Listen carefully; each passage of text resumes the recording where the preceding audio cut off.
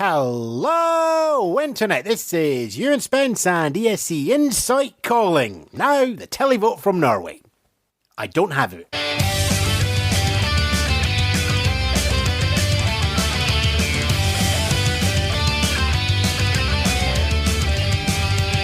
Coming up, we have a lot of layers in Ukraine, the MelFest curse is lifted, and still no love for Ringo.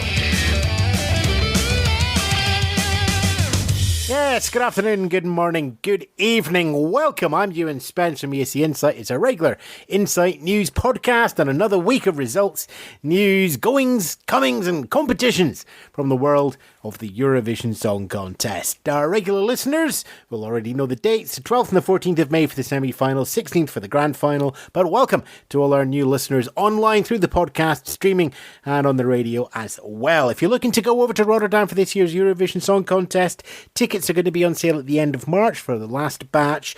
Buy them through the reseller. Ticket swap if you can, if not through the official website. Remember, hotel prices are still quite high. They'll probably come down in March and April when all the hotels realise the event is really close. Right, in a moment we're going to go down the country news and the results from this weekend's national final and selection shows. But first, we'll have a little look at what the EBU and the organisers have planned for May.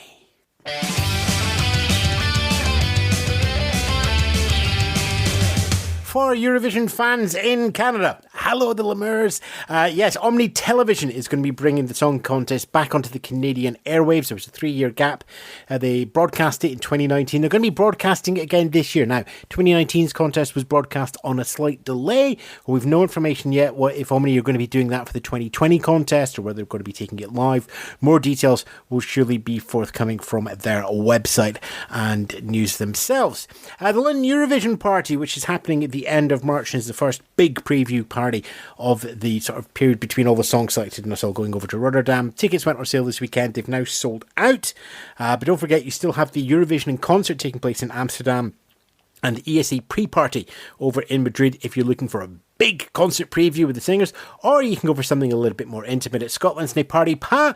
Dates have been announced April the 25th at the Classic Grand in Glasgow. Links to all of those concerts, preview parties and everything else back at escinsight.com, and if you're organising a major one as well, do get in touch through the website and we'll get you listed here as well.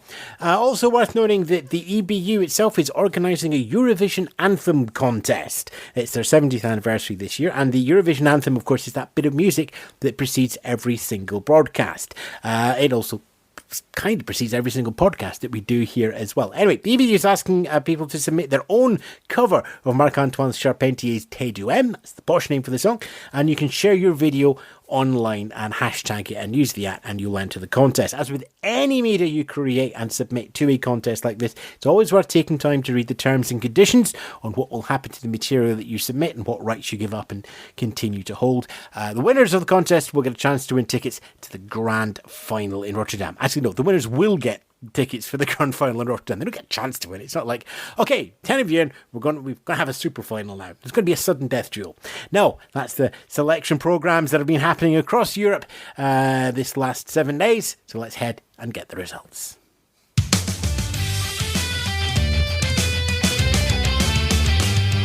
So, okay, as we record this, we have 10 songs out of the 41, so we're just under a quarter of the way to getting a full roster and playlist. 2 internal selections of note this week. First is France. We're recording this late on Sunday night, and the French track appears to have appeared online. Both the artist Tom Lieb and the song The Best in Me have been selected by the French broadcaster without any televised contest. But notably, we have the Eurovision names of Thomas Giasson and John Lundvik sharing the writing credits on this song. Both of those, of course, from Sweden. Lundvik, of course, had 2 songs in last year, and the Swedish song and the British song. Over in Romania, we have an internal selection of the artist of Roxanne, selected by both TVR, the broadcaster, and the music label Global Records. As for the song, she's going to be singing 5 songs on television on March the 1st, and then a jury and public vote, split 50-50, will decide which song is going to be Romania's entry for the Eurovision Song Contest. If there is a tiebreak, the public vote will be the tiebreaker. And now on to the competitive results.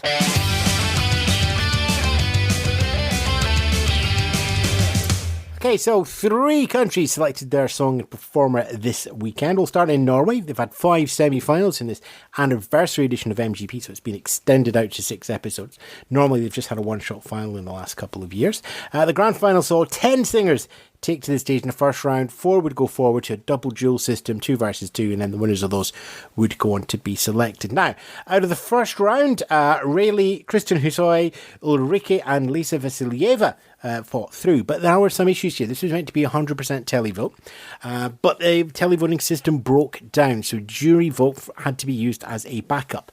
Now, the issue that some of the artists are having is that backup jury used the studio recordings, not the live performance. So those performers who got great big visual stage shows to go along with the music are feeling a little bit miffed, it has to say. Anyway, we had our 4 artists go through the double duel system, and out of that, Ulrike won through with her song Attention. Now, she was the pre-show favourite, so how much the televote result breaking down and going for the jury in the first round, we're never going to know. But the 2 duels, the systems, were done by the 100% televote, so we have our song from Norway, 10 Ran. Over in Lithuania, where Norway went for a longer run this year, Lithuania had a shorter than normal national final season. Just 6 shows this year compared to the 111 million that they've had in previous years. Anyway, Lithuania will be sending the Roop to Eurovision in 2020 with their song On Fire. They topped the televote and the jury, so it's a clean sweep of the points. Second place in the televote and the jury, and second place overall went to Monique, 8 Ran. Armenia next, one-shot national final here. Depi Evratesil with, Athena Manukian winning through Chains on You, winning the televote and the Armenian jury and the international jury as well. 12 Ran. Estonia managed to run semi-final 1 and 2 on Thursday and Saturday. So we have the 12 performers who are going through to the final, which will take place on the 29th of February. Of note to Eurovision watchers, Traffic, which is Stig Rasta's band, Stig sing for Eurovision 2015 for Estonia, and Laura Podver, who sang for Estonia in 2005 and 2017, have both made it through.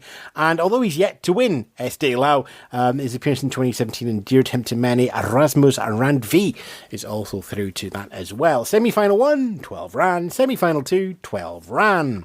Second semi-final in Iceland, Songvakepnin saw Dodi Freya and Eva qualify for the final. It's 2 from the first, 2 from the second. There was also a wild card pick, and it went to Nina, who was also appearing in this second semi-final. Overall, 5 Ran.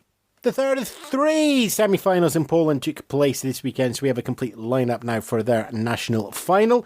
In this round, it's themed, so it was the Beatles this week, and winning through was a certain Albert Cerny, the lead singer from the Czech Republic's Lake Malawi, who sang at Eurovision last year. He went through singing Please Please Me. Of note, of all the covers that could have been selected, nobody sung any of Ringo Starr's songs. Look, even the original version of Please Please Me, which Albert sung, that was a session drummer. It wasn't even Ringo. It was the 4th name who can legitimately call himself the 5th Beatle of Andy White. It's just a world of John and Paul's. Anyway, next week Poland has their grand final as well. We've got a whole bundle of stuff going through in terms of dates. We'll have them at the end of the show. But just before I leave Poland, it's worth noting a slight rule change happened before the semi-final. One of them was to lift the nationality requirement so that you could have the Czech singer get through safely. And also, they've done a slight tweak to the grand final. It's now not just singing your potential song for Eurovision. It's also singing a Eurovision cover, and that's going to be selected by the producer. I wonder if they're going to get the Lake Malawi singer to sing the Lake Malawi song, or is that technically not a cover just because it's the solo artist who is the lead singer? Curious on that one. 7 Ran. Heat 3 in Melody Festival, and we have a usual pair going through Direct to Friends Arena, and 2 more going through the second chance and the Chanson round. Direct is Mohombi and Mariette. Mariette has now, over 6 years, entered Melody Festival 4 times and qualified direct to the final 4 times.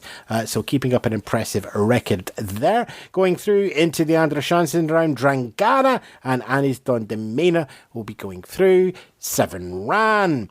And our last result from 7 days just gone is from Ukraine. It's their second semi-final for Vidbir.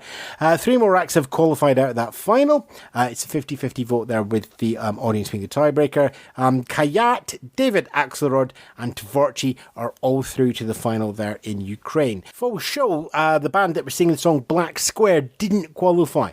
But it's a really fascinating song, lots of layers to it. Ellie's done an interview with them and a look at the deeper artistic layers for that song back on the website escinsight.com, so you can have a look there. 8 ran.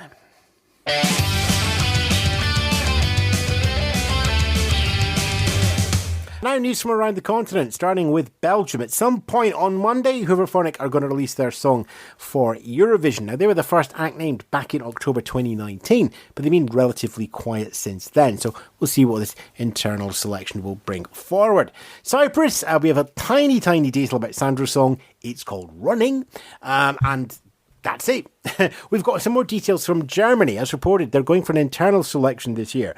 NDR's head of entertainment, Thomas Schreiber, has been through an interview to explain why. Essentially, the last year's national final required a lot of effort, but didn't pay off in terms of the audience demographics compared to the song contest. The national final skewed older, and those who were voting at the national final tended to be people who did not vote at the Eurovision Song Contest. So it was kind of hard going. The audience A selected this song, but the audience B were the people who were voting it when you got to May. So the result just didn't quite match up to what the national final was designed to look for. So they've changed the design very slightly. They've got a jury system, both of people who've been on Eurovision juries and from German members of the public who are, very knowledgeable about Eurovision things, that superfans as such.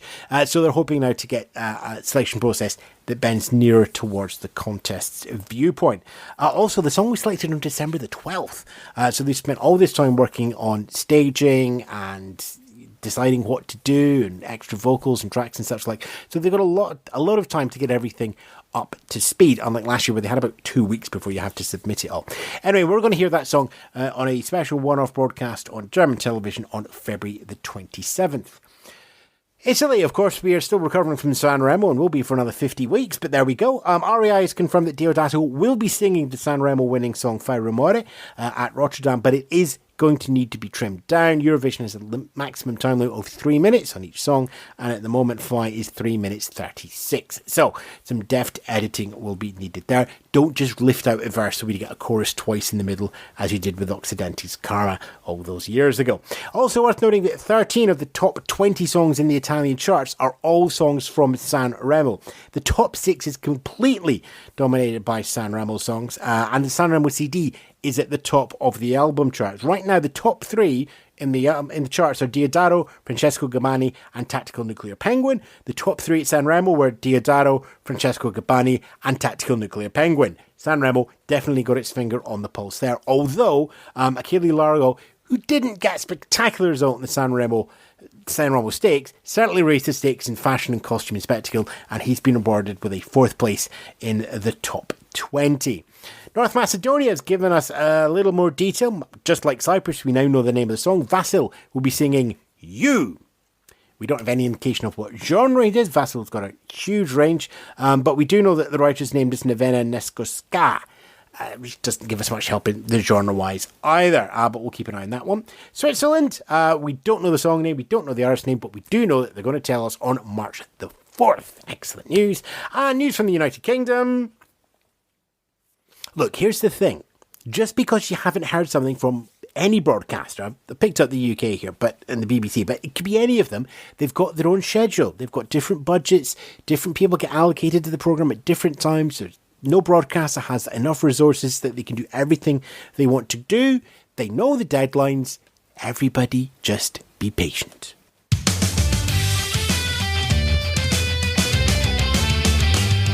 Okay, what do we got back on the ESCinsight.com website? Well, as already mentioned, Ellie's taking a closer look at Black Square and the layers and art and impressions of the Ukrainian song, which unfortunately is no longer going forward in the national final, but it's still on my playlist. It's still out there. We don't have the song deleted just because it didn't win a national final. Ben Robertson continues following Sweden's Melodifestivalen around Sweden. Week 4 is coming up there, so we have our regular podcast that are going up on our Patreon page, patreon.com/ESCinsight, where you can also go along if you want to help support the site.